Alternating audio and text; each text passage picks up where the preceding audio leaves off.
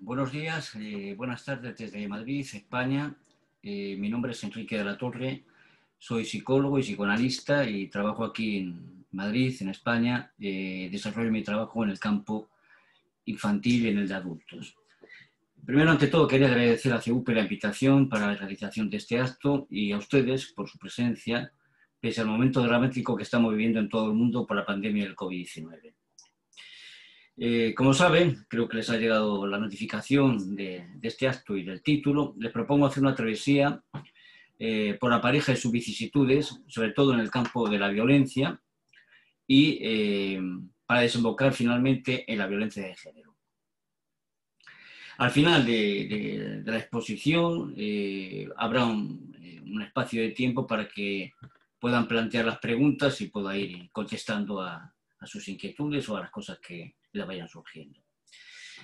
Les propongo hacer una pequeña travesía, como he dicho, y vamos a hacer una pequeña introducción y a modo de inicio indicaremos que desde la vulnerabilidad del sujeto se constituye la pareja y desde el temor a los cambios en la idealización inaugural de la pareja se precipitará la violencia. Y cuando finalmente la vulnerabilidad y la desidealización se anudan, se juntan, la violencia de género se ejecutará contra el otro, que es diferente y que es mujer.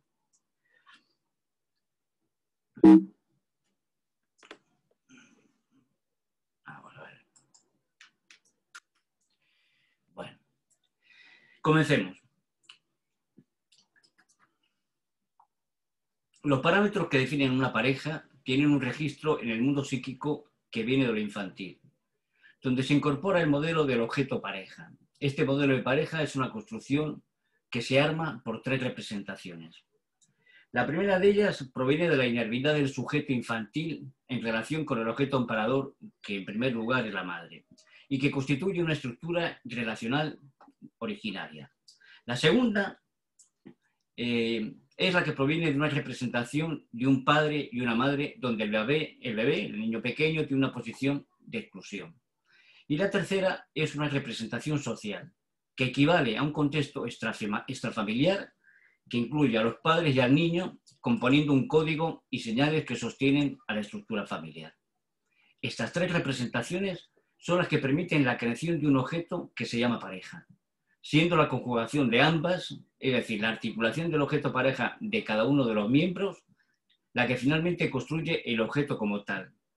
O si lo prefiere, la constitución de un vínculo se establece a partir de estipulaciones equivalentes a un contrato de carácter inconsciente, realizándose mediante acuerdos y pactos de la misma manera inconsciente. Siguiendo a Puget y Bernstein, son cuatro los elementos que caracterizan a la pareja. Esto me va a dar problemas para que ustedes puedan pasar.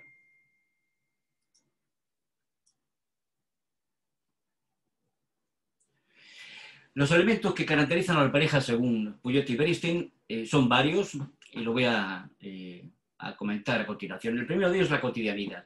A partir de una unidad temporal y espacial caracterizada por los intercambios diarios, se alcanza un determinado tipo de estabilidad. Define un espacio-tiempo, relación diaria en un lugar simbólico del vínculo. Propone a los yoes lugares vinculares y mentales dotados de cierta fijeza. Son la proyección en el espacio de relaciones ya establecidas, sin necesidad de volver a definirlas todos los días. El segundo elemento es el proyecto vital de A2. Es la acción de unir y de unir representaciones de logro o metas en una dimensión de tiempo futuro. El primer proyecto vital de una pareja es compartir un espacio vincular, un espacio y un tiempo. El proyecto se modifica y evoluciona en su camino hacia el futuro. El modelo prototípico de proyecto futuro para la pareja pasa por la crianza de los hijos. El proyecto se caracteriza por el denominador común del pasaje a cotidianidad, dando pie para ir reformulando un nuevo proyecto en la medida que, una vez alcanzado este proyecto, la pareja quedará atravesada por ansiedad, por emociones depresivas, porque se acaba, y esto hará que se levante otro deseo de crear otro nuevo proyecto. El tercer elemento que quería comentarles son las relaciones sexuales, que están atravesadas por modelos socioculturales. Para la existencia de relaciones sexuales se precisa una aceptación de la diferencia. así como la existencia del papel de otro para el logro de una fuente que ofrece un placer renovado. La necesidad de otro está articulada a la aceptación, por supuesto, de la incompletud. Otro de los elementos es la tendencia monogámica. La base metapsicológica es sobre la estructura de objeto único. Ello puede confundir tener una relación estable y permanente con otro yo que en ese momento vital es el mejor y tomarlo como realización con el objeto único. Su característica es la exigencia a ese objeto privilegiado un lugar de dador. Ese parámetro está anulado a la influencia del contexto social de la pareja. El hombre desde el momento en que nace necesita de otro para vivir. De ahí que podamos derivar que el hallazgo de la persona o pareja ideal es para todo sujeto algo a lo que apunta y se dirige, conformándose como de forma sublime e irreal, pero no imposible. La vida en pareja, la convivencia y la supervivencia del amor no son cosa fácil, y hay muchas parejas que han fracasado en el intento. Así como la modernidad ha traído innumerables cambios que afectan a la vida en sociedad y que modifican muchos aspectos subjetivos de la cotidianidad, pareciera que también la pareja ha experimentado cambios. Actualmente, las relaciones de pareja se han visto modificadas tanto en su duración, en los roles, en la convivencia y, por supuesto, también en el vínculo.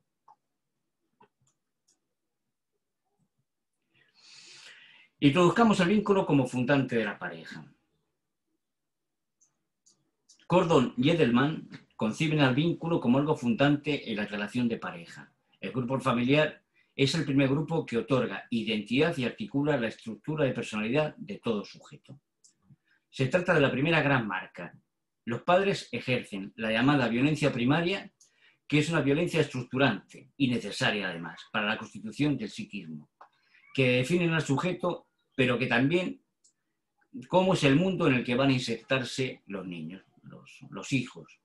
En este proceso de andamiaje del psiquismo humano se articula la depositación de expectativas y elementos narcisistas de los padres y se articula con la transmisión del discurso social, permitiendo otorgar significaciones y sentidos a los deseos parentales. Por eso cada sujeto es diferente según el vínculo en el que esté inscrito, es decir, de la familia de donde provenga. Como una marca, un sello de identidad, semejante a una huella dactilar, que le es propio, y todo esto es lo que va a estructurar toda una subjetividad. Esta incluye las diferentes maneras de sentir, de pensar, de dar significaciones y sentidos al mundo que nos rodea, pero siempre con una marca particular propia del sujeto. Podemos decir que cada periodo histórico promueve modelos y contenidos específicos y concretos. La producción de subjetividad, por lo tanto, hacia el modo en el cual las sociedades y las culturas determinan las formas con las cuales se constituyen sujetos plausibles de inscribirse a sistemas, que además les otorgan un lugar garantizándoles pertenencia y, por tanto, les da identidad. Presentamos ahora las distintas modalidades de vínculos.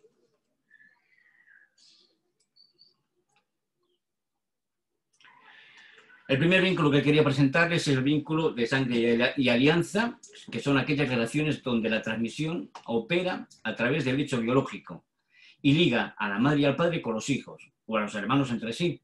Este vínculo se suele llamar consanguíneo. El vínculo de alianza se fundamenta en compromisos recíprocos entre las personas y su paradigma es la relación matrimonial.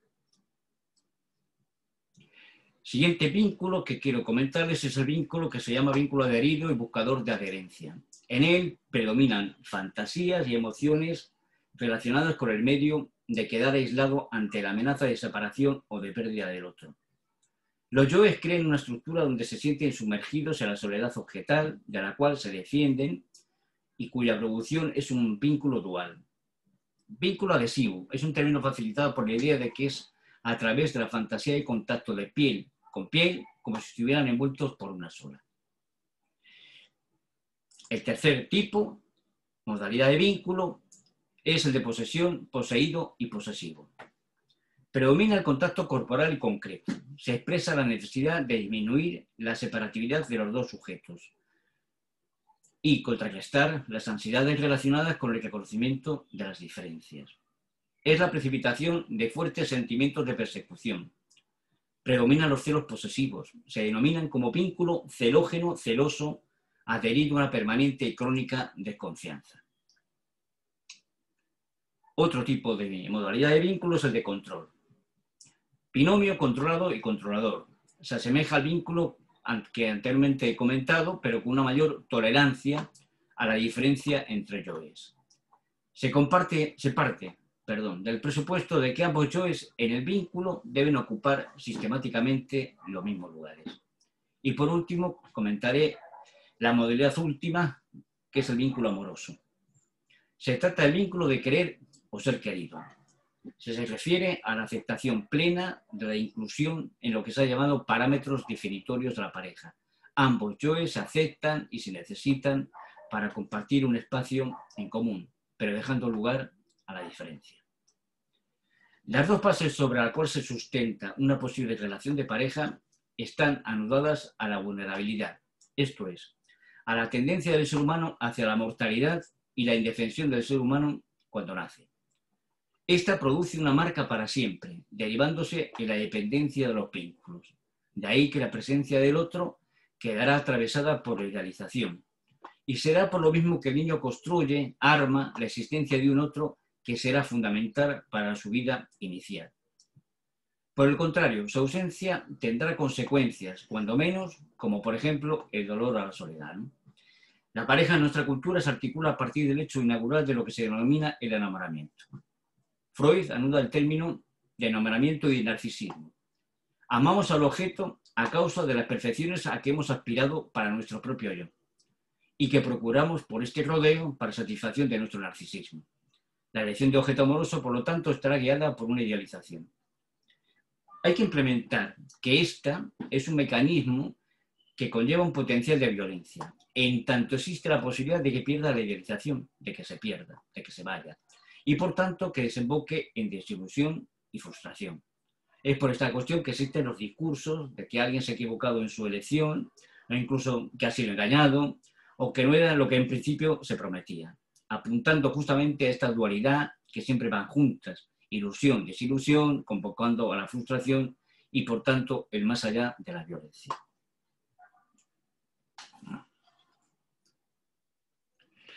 Vale. Ahora vamos a hablar de la violencia como tal. La violencia está entre nosotros y desde hace mucho tiempo lo está. Lentamente vamos pensando sobre los mitos y los prejuicios que la ocultan. La violencia está inserta en nuestras instituciones, en nuestra historia, en el contexto sociocultural donde vivimos y, por supuesto, también en la cotidianidad conyugal y familiar. Parece necesario diferenciar, en principio, la agresión y la violencia. La agresión da cuenta de la capacidad humana para oponer resistencia a las influencias del medio. En dependencia de cómo sea el objeto, se tratará de una autoagresión o de una heteroagresión. La dirección e intención es la de provocar daño, para un lado o para otro. Es una generalidad que se indique que el ser humano responde a estímulos. Esto es como muy habitual. Y es preciso matizar esta cuestión porque es muy importante, porque en principio no es correcta, ya que el ser humano reacciona a partir de la interpretación que hace de ellos. Entonces, dependerá de la significación que tenga cada estímulo para una persona dada. Antes se adjudicaba el origen de la agresión a impulsos, pero el ser humano construye su realidad, la interpreta y reacciona agresivamente si percibe al otro, a los otros del vínculo, como que son amenazantes. Pero indiquemos de entrada qué entendemos por violencia. Para la RAE, la Real Academia Española, violencia adquiere varias significaciones. Cualidad de violento, acción y efecto de violentar, violentarse, acción violenta o contra el natural modo de proceder, acción de violar a una persona. Otras significaciones posibles aluden a interpretar el significado de un texto de un modo falso o arbitrario para darle el sentido que se pretende. Interesado, por supuesto, ¿no? Un sinónimo en este sentido es forzar, forzamiento. Es suprimir la posibilidad de elegir. Puget señala que la violencia, la opción de decisión, es anulada. Se manipula al otro para anular la posibilidad de pensar, creándole un agujero mental. La persona violentada se aliena. Si la violencia es permanente, vive en estado de amenaza, deja de desear. También para la RAE, violencia remite a violación, en su sentido metafórico, Provoca un agujero en un espacio que no lo tiene o bien utiliza los preexistentes para doblegar y quitarle a la persona su opción de dejar entrar o prohibir entrar. El violador quita la opción de decisión a aquel que va a ser violentado. Puget y Berenstein definen la violencia como un acto vincular cuyo objetivo es el deseo de matar, eliminar psíquica o físicamente a otro sujeto, o matar el deseo en el otro, lo humano en el otro, transformándolo en un no sujeto al privarlo de todo posible instrumento de placer y por ende de existencia. Solo impera el deseo de uno que se transforma fundamentalmente en soberano. No admite la existencia de otro. La violencia está formulada por el desconocimiento del otro como sujeto, en su singularidad. El intento de anularlo es una manifestación del narcisismo. Aplicamos la definición del narcisismo como la no diferenciación yo-objeto, yo-otro, conllevando el no reconocimiento de la autonomía del otro. En la mayoría de las ocasiones, la violencia en el vínculo de la pareja es una reproducción del contexto violento de las familias de origen de cada uno, a través de la transmisión de un contexto sociocultural característico de una sociedad patriarcal donde se precipita el poder del hombre sobre la mujer.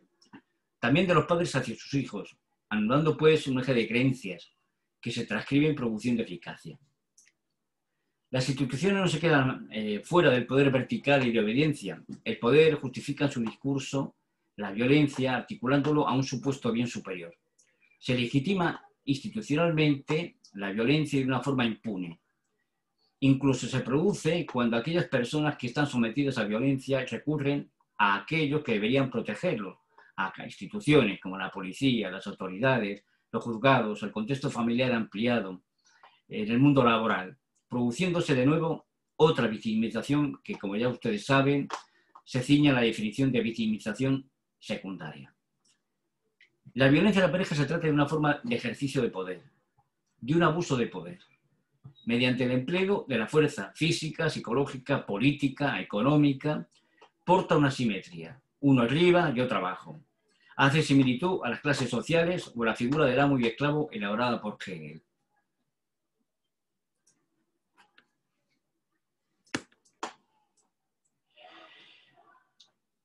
El reproche constituye una forma de violencia entre la pareja. El enamoramiento es un sentimiento efímero y, por tanto, fugaz. Dará paso al amor, que es un sentimiento complejo y permanente y que reconoce la diferencia en el otro. Pero existen personas que no podrán realizar este pasaje, intentando volver al estado anterior o bien se disponen a buscar otro enamoramiento de nuevo. El reproche es una de las formas más habituales de violencia en la pareja. Constituye la psicopatología de la vida amorosa de la pareja. Incumbe a todas las personas en un grado u otro. Reprochamos y somos reprochados. Consiste en exigir a ese otro que sea, que se comporte como nosotros queremos o deseamos que sea. Bien en lo que deseamos y puede hacerlo, o en lo que deseamos y no pueda por sus circunstancias personales. La cualidad del reproche es rígido, es repetitivo y además estereotipado. Es un mecanismo violento. No precisa necesariamente de agresión. Desconoce al otro y le marca cómo debe ser. Esto implica un intento de moldeamiento. Apunta a fijar al otro a un estado determinado, articulándose en categorías de siempre y nunca. El reproche siempre es acusatorio. Se hace difícil renunciar al enamoramiento, produciéndose una queja, y acabará acusando al otro por el estado de la cuestión. La queja viene dada porque el uno supone que el objeto de amor se ha movido de su sitio, de la cual nunca debería desplazarse. Al producirse ese movimiento se precipita algún malestar cuya causa deviene de la otra parte. A su vez, se le adjudica a ese otro un grado de omnipotencia con respecto de la posibilidad de reparar todo lo que le hace sufrir. Esta manera de proceder se sustenta en la proyección, adjudicándole aquello que no se tolera en sí mismo. Tiene una cualidad expulsiva, evacuativa, por eso produce un alivio, pero que es momentáneo y además fugaz. En algunas parejas, la vida entera de cada uno de sus miembros se centra exclusivamente en el otro, pero con el objeto de poder reprochar, siempre vigilantes a la desidealización o al corrimiento del lugar. Estas parejas son denominadas de reproches eternos. Siempre será una forma de estar pendiente, siguiendo el estatus del enamoramiento, pero con el objeto de criticar, de señalar las faltas, las ausencias, los cambios, etc. Y la violencia está servida, la libertad del otro, por supuesto, es ideada. Se hace necesario matizar una diferenciación entre reproche y reclamación. Esta consiste en expresar al otro lo que se quiere, se desea o se espera. Busca una respuesta adecuada, moviliza los cambios. Hemos de señalar que en ocasiones esta movilización de indicar el deseo a través de la palabra no se invoca. Y de esta forma se persigue de nuevo cierta idealización, como lo puede ser eso que decimos habitualmente, entender sin palabras. Como indica el dicho, una mirada puede valer más que 1000 palabras. El punto al que ahora desembocamos es acerca de la idea de la felicidad de la pareja como un continuo. En el caso de la pareja con un nivel de violencia más bajo, que puede conllevar la aceptación de las diferencias, no se ubica justamente al nivel de la felicidad de continuo.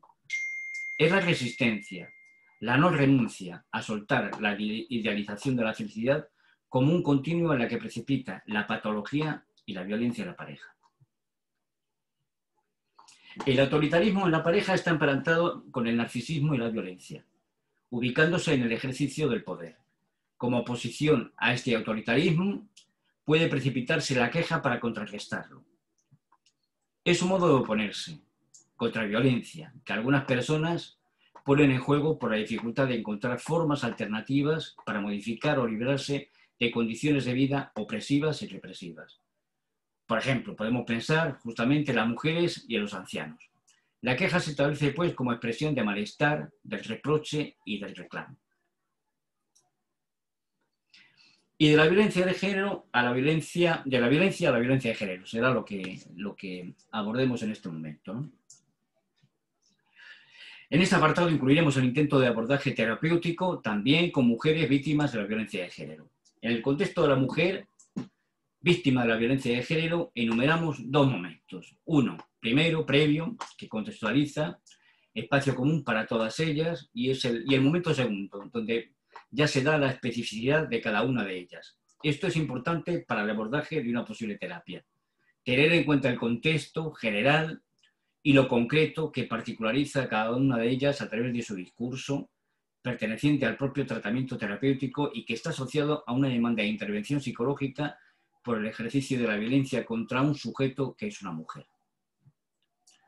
Lo que hemos denominado primero coincidirá con lo que indicamos como contextual, factores que será necesario atender en el momento de encarar un abordaje de la violencia de género.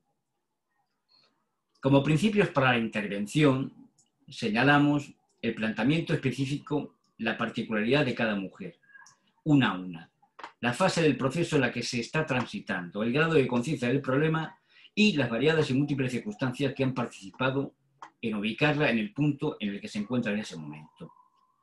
Ahora vamos a indicar algunos factores que van a precipitarse y que se harán como preparación preliminar ante cualquier tipo de tratamiento. Empezamos por la seguridad. La primera tarea como intervención será la seguridad. Para iniciar un acercamiento terapéutico no es factible si no sostenemos un nivel determinado de seguridad para la mujer. Entendemos que en torno a su seguridad se encuentra la capacidad psicológica que tenga cada mujer para protegerse a sí misma, así como atender a la realidad de su ámbito social y evitar que pueda formalizarse la victimización institucional. Esto es, esas instituciones, como decíamos antes, que dan donde la mujer tiene que volver a pasar por la ritualidad de recordar, indicar las circunstancias vividas una y otra vez en distintos estamentos institucionales, dando lugar a la retraumatización. Pueden emerger obstáculos que venidos de su propio entorno, hostil, en contra, donde no hay acogida. O pueden sucederse situaciones como las precipitaciones legales originadas por juicios pendientes o por denuncia de separación originada por la propia mujer. El riesgo más elevado en el mantenimiento de la relación porque sustenta la presencia del sujeto maltratador. Si decide separarse, la violencia aún puede continuar bajo la forma de acoso o de amenaza existencial para su vida. El segundo elemento a tener en cuenta será el posicionamiento contra la violencia. El posicionamiento del terapeuta, ya lo sabemos, lo que nos dedicamos a tal cuestión, conlleva la abstención, la neutralidad.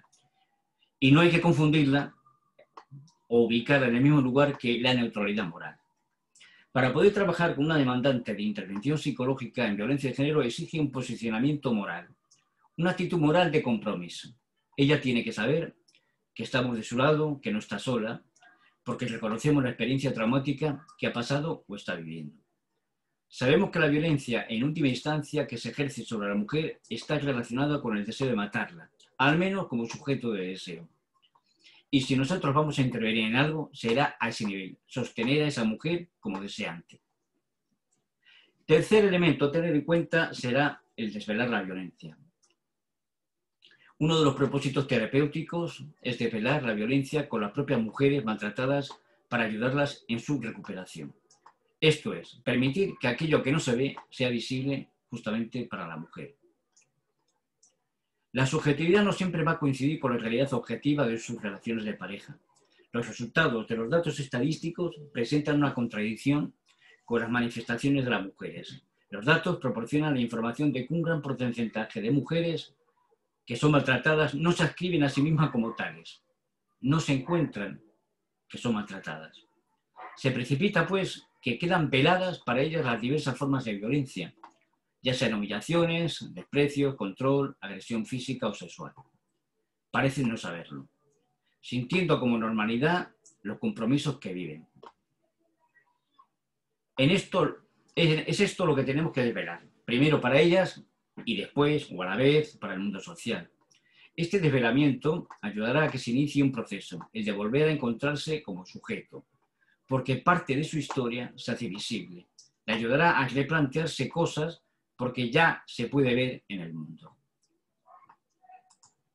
La siguiente cuestión que quería comentarles son los hijos, y que tenemos que tener en cuenta, claro.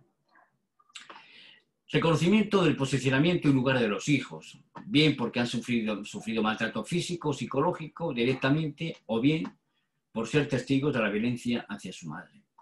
Este estatus los convierte en víctimas. Esta exposición a la violencia es un daño, afectándoles en forma de marca en su devenir existencial para siempre.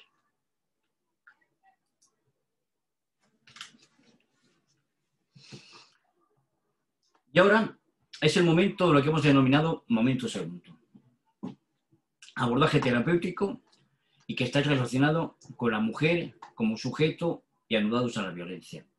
Desplegaremos los elementos que a partir de la experiencia clínica alcanzamos a conocer de las mujeres que atraviesan en su vicisitud de experiencia vital la violencia de género. Uno de los obstáculos más importantes que nos encontramos cuando vamos a intervenir con mujeres afectadas de violencia de género es la situación que al menos en nuestro primer acercamiento se precipita. Parecería haber un consentimiento en la declaración de dominio, consentimiento que se articula en su decir, en su discurso. Algo así como que a pesar de todo lo quiero. O como que el amor se ubica como punto central, pero que a la vez soporta y justifica los sufrimientos y padeceres inherentes. Es la pregunta que hace eco siempre. ¿Qué lugar es el que un sujeto se adhiera, de forma patológica a un objeto que daña, que maltrata, hiere, humilla e incluso que puede llegar a matar? Didier Rancière nos ayuda a desvelar esta situación paradojal. Se pregunta qué sustenta que una persona continúe amando a otra que le hace daño. Para intentar aproximarse a una explicación, articula el apego negativo y el apego a lo negativo. Este último aúna una experiencia negativa de apego y una fijación de apego a objetos cuya respuesta es negativa a la demanda de afecto que le es solicitada. Con respecto al apego negativo, indica que es la concomitante de la pulsión de apego con la pulsión de autodestrucción, más que con la de autoconservación. Desde el punto de vista de la relación de objeto, la experiencia negativa del apego dificulta la diferenciación del sujeto y objeto y mantiene entre estos un lazo simbiótico adhesivo. Este fenómeno puede ser el resultado de la transmisión transgeneracional. La transmisión transgeneracional estudia cómo el mundo representacional de individuos de una generación puede influir en el mundo representacional de individuos de generaciones posteriores. Cómo son estos fenómenos de la transmisión y cómo son los procesos por medio de los cuales se ponen en marcha. Se estudia cómo se repiten de una generación a otra las esencias de la vida psíquica de los antepasados, los modelos de vínculos, los patrones relacionales, las patologías parentales y la formación de otras patologías. Estas transmisiones afectan a 2, 3 o más generaciones.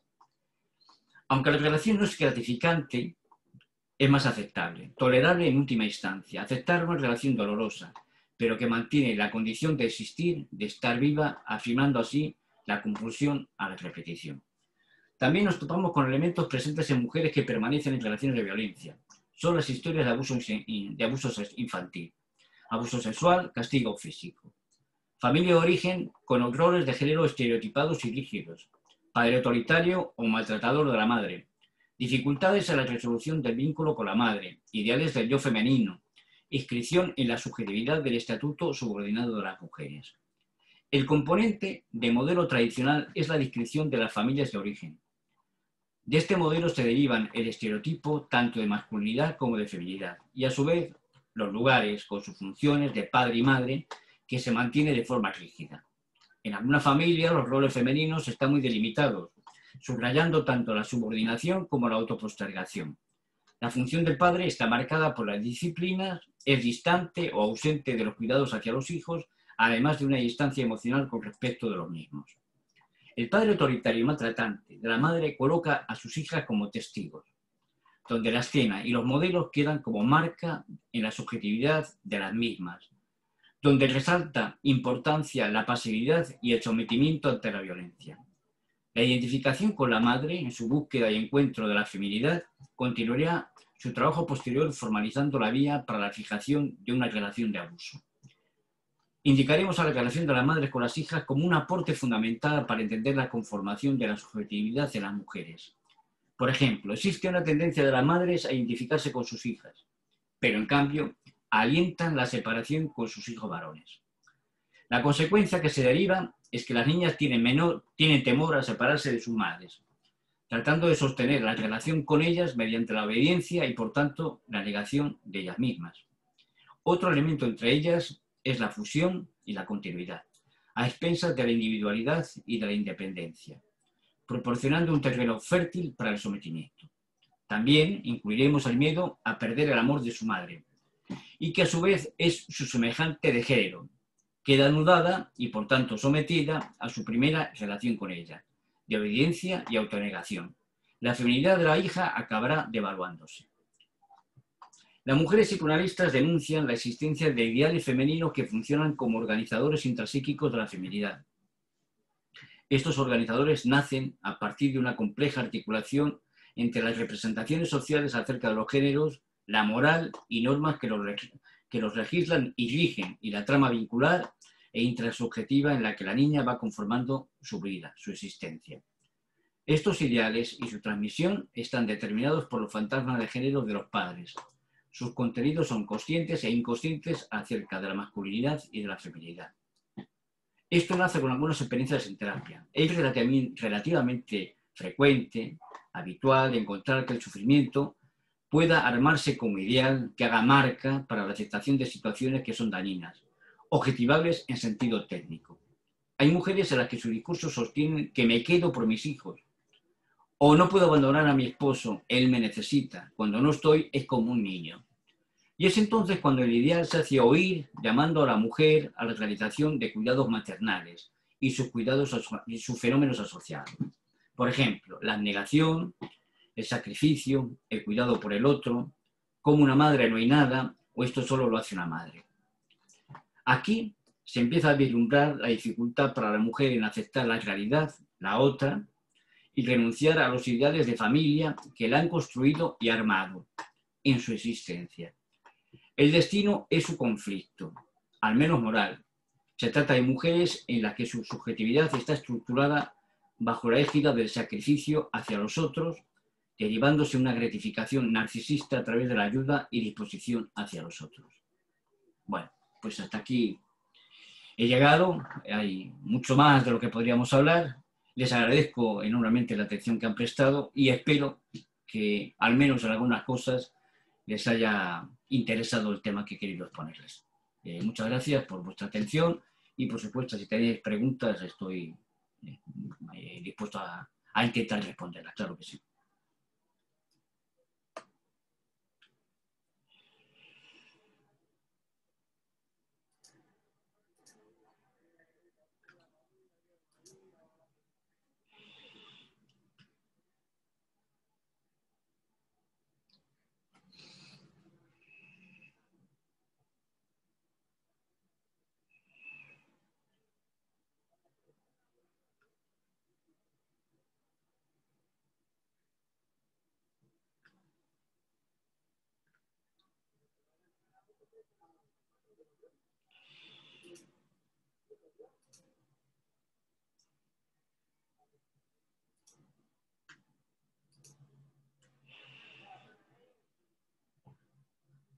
Bueno, todos los mensajes que estoy viendo son de saludos.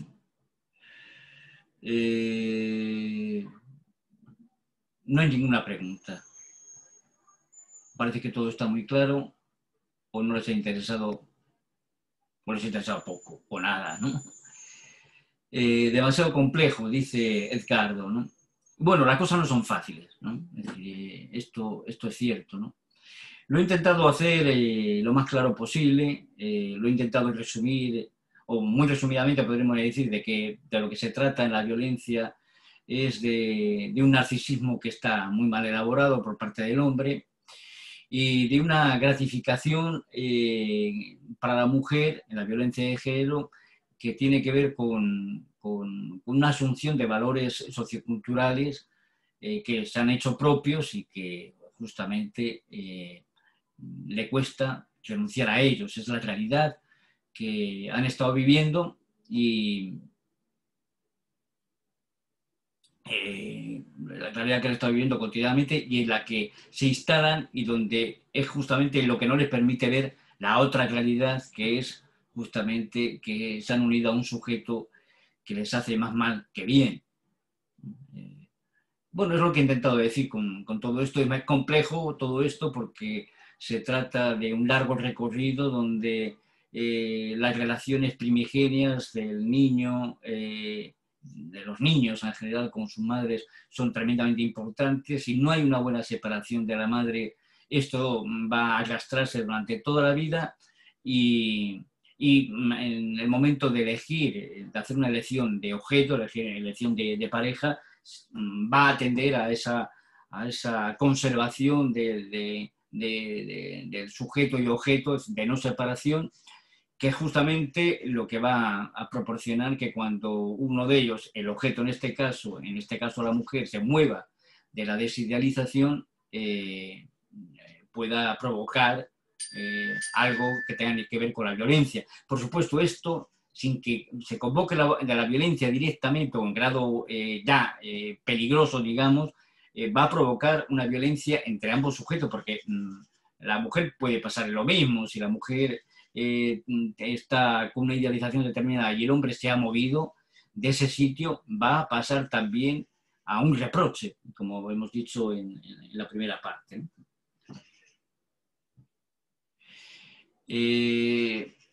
No sé muy bien, Celia pregunta, vamos a verlo, Orlando dice que cuándo es el momento de separarse una pareja, por violencia, porque ya no hay atracción.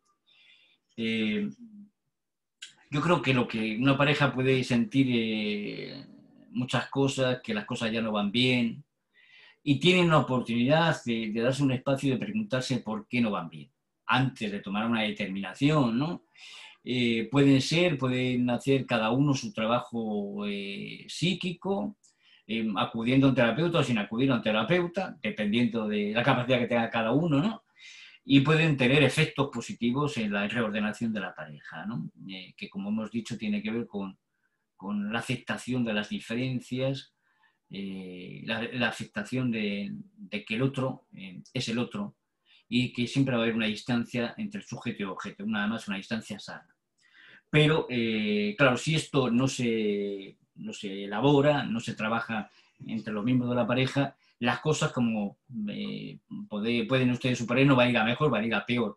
Y antes, o incluso cuando ya se den esa dinámica del reproche continuo, y donde ya no hay una posibilidad de elaborar cada uno lo que está pasando ahí, pueden acudir a un profesional o pueden optar justamente por separarse, ¿no? Ir a un profesional tampoco garantiza, evidentemente, el que vaya a solucionarse, el que vaya a ordenarse otra vez la pareja.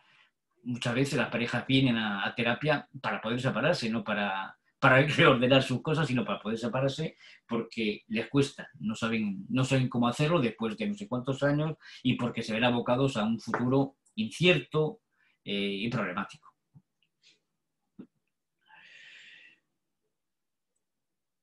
Juliana Albricio pregunta si la costumbre es más fuerte que el amor. La costumbre diríamos que da seguridad, ¿no? Da estabilidad, eso que decíamos de la cotidianidad, ¿no? Y eso es importante, no la costumbre por la costumbre, sino porque da seguridad, da estabilidad.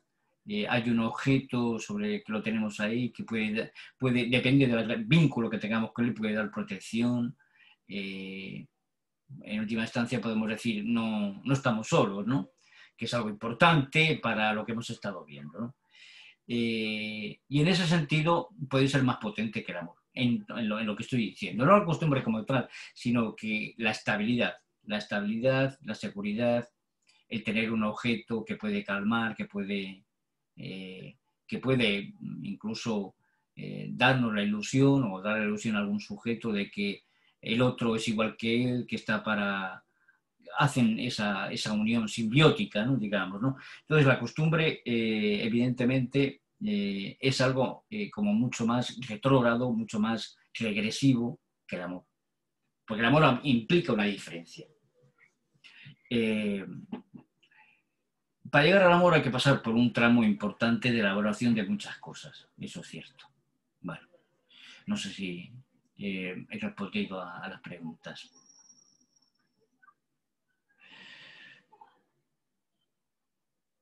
Dice Carmen Vinueza, ¿por qué si amas a tu pareja hay traición? No sé si lo dice como una afirmación.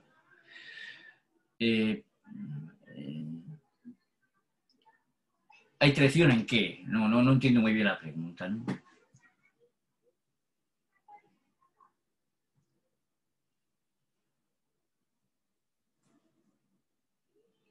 Si Carmen pudiese especificar un poco más, quizá podamos entender un poco todos lo que quieres decir, ¿no?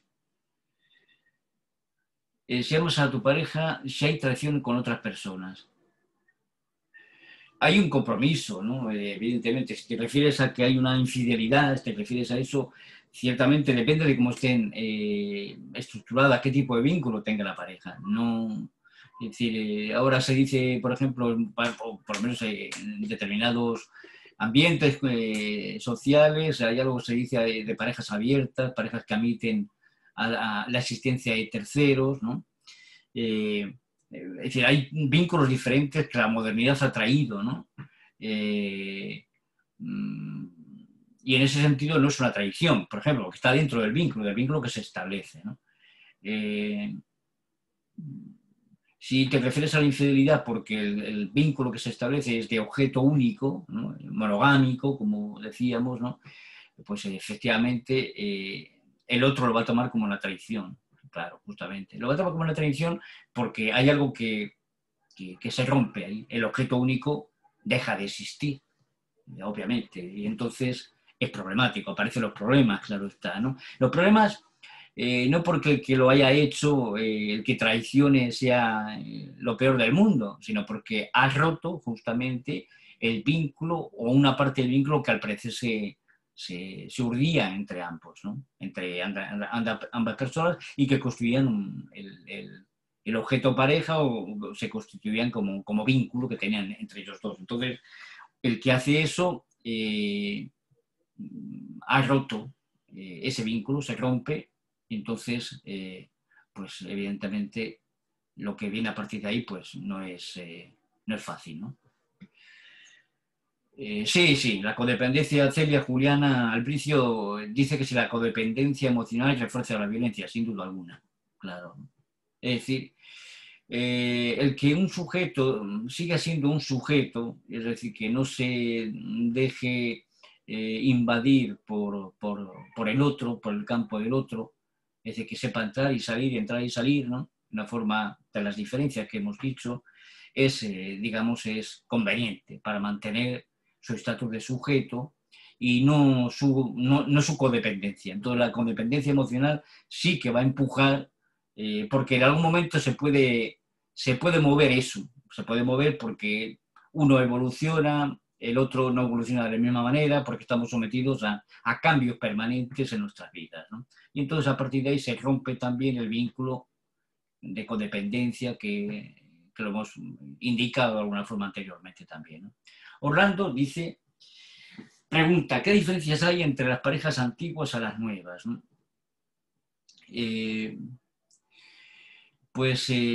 Hombre, yo creo que se sabe más de las parejas antiguas porque están más estudiadas. De las parejas nuevas, bueno, podemos decir de que las parejas nuevas no están... el compromiso que adquieren es un compromiso donde hay un elemento importante narcisista puesto en juego, en las parejas antiguas también, pero quiero que me entiendan y para eso me voy a explicar, ¿no?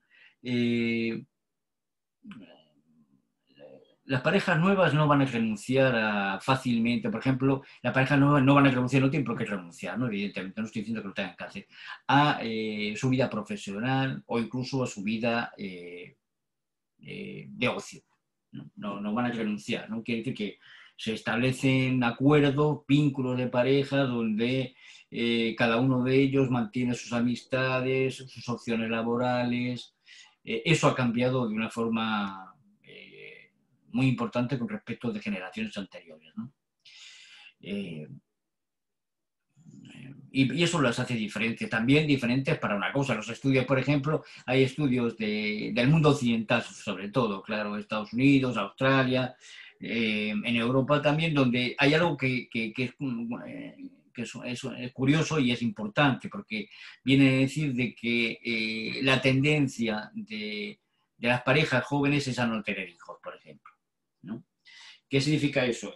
No quieren tener hijos, no quieren tener, es decir, no es porque está la situación económica mal, por ejemplo, y no es momento, eso sería algo que tendría que ver con la planificación, el mundo social, el mundo económico, ¿no? Cosa que ha ocurrido y ocurre desde hace ya mucho tiempo. No, lo que ocurre es nuevo en este sentido, es decir, hay una falta de deseo porque tienen que renunciar justamente a ese narcisismo que es diferente de alguna forma a las personas y por tanto a las parejas que se han constituido en generaciones pasadas, antiguas, ¿no? Entonces, es un dato como muy importante porque, claro, por supuesto, ¿qué significa? Pues algo como muy literal, muy rápido también, que es para ser padre, por ejemplo, hay que dejar de ser hijo.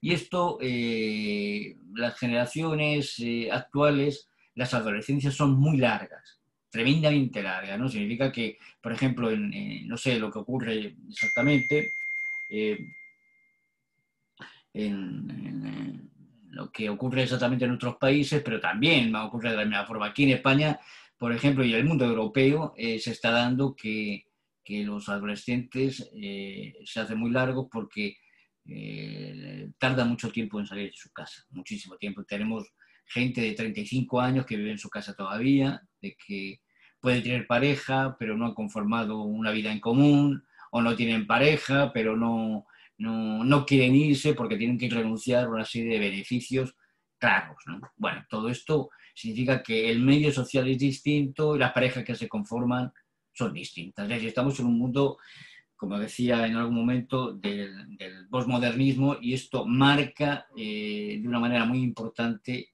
a la constitución de las parejas en la actualidad. Celia Juliana Albricio pregunta: ¿por qué a la mujer le cuesta desligarse de un hombre pese a que es humillada y violentada física y psicológicamente? Termina la relación y se reconcilia de nuevo. Entiendo que lo que quiere decir es que una mujer le cuesta desligarse. Ese es el asunto justamente que hemos estado tratando, es decir, qué es lo que más nos llama la atención, cómo una mujer puede estar con un sujeto que incluso la maltrata, le hace daño, incluso la puede llegar a matar o correr serios problemas con su vida, ¿no? Claro, y hemos dado algunas de las razones, ¿no? De cómo su subjetividad está comprometida porque cree firmemente en una subjetividad que se ha armado con toda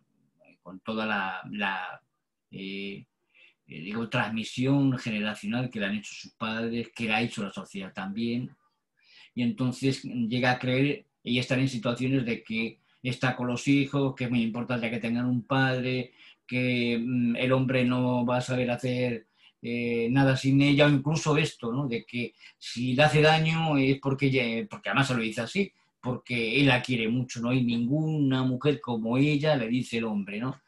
Y el problema está que ella se lo cree, hay un punto donde se lo cree, y se lo cree, y esto hace que le cueste, porque no ve la otra realidad, ve esa realidad que es la que además se articula con la realidad que le han transmitido sus padres, la sociedad donde ha vivido y que es donde se ha armado su propia subjetividad como mujer.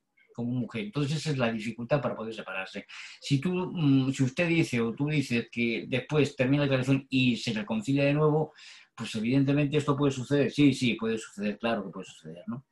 Eh, claro, es decir, yo me he encontrado en alguna ocasión, bueno, me encontré en una ocasión, por lo menos en una ocasión me encontré que me venía a la cabeza ahora de una mujer que me comentaba, y por eso quería realizar terapia, que había tenido 5 relaciones de pareja, las 5 con maltrato, ¿no? Entonces, evidentemente, el denominador común era ella. Algo en ella que permitía que eso fuese así, evidentemente.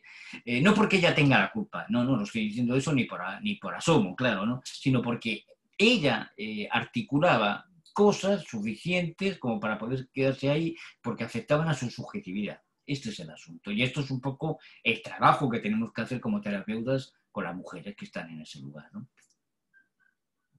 ¿Por qué vuelve? Vuelve para encontrar lo mismo. Es decir, porque no puede renunciar al vínculo.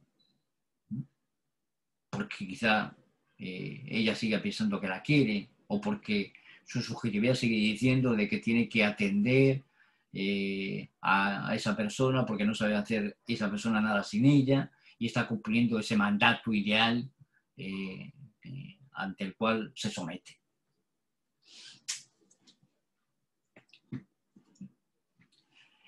Bueno, sí,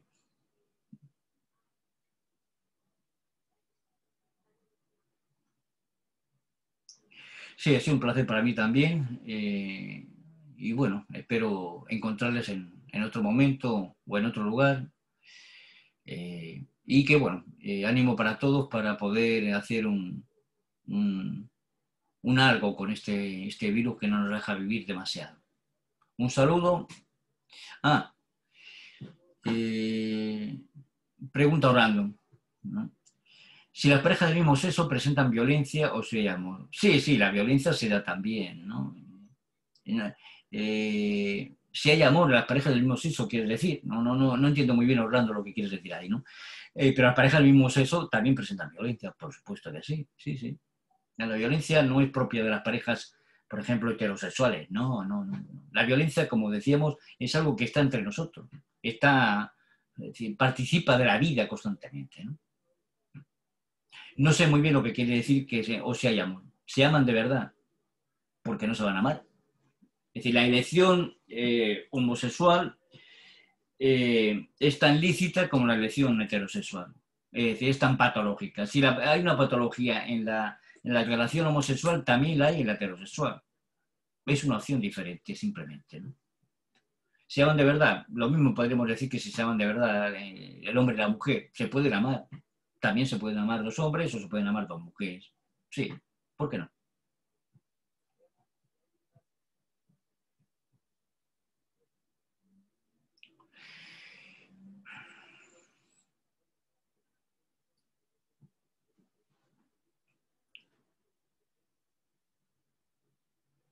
Bueno, no sé si hay alguna pregunta más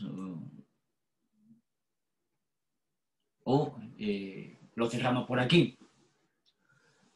En todo caso, lo que les decía, les agradezco mucho sus preguntas y su atención.